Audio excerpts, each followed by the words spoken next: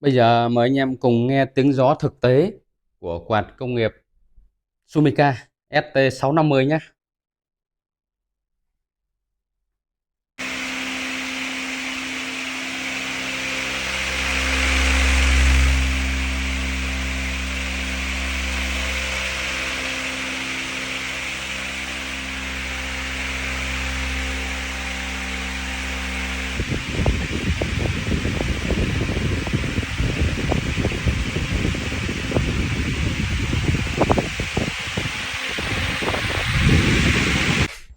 Đây là kích thước đóng thùng thực tế thùng các tông của ST650 quạt đứng công nghiệp.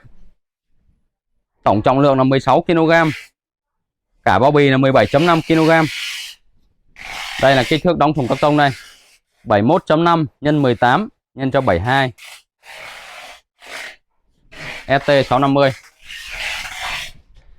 Quạt công nghiệp đứng Sumica sử dụng nhiều cho nhà xưởng, nhà hàng, tiệc cưới, nơi trung tâm mua sắm thể thao, sân pickleball.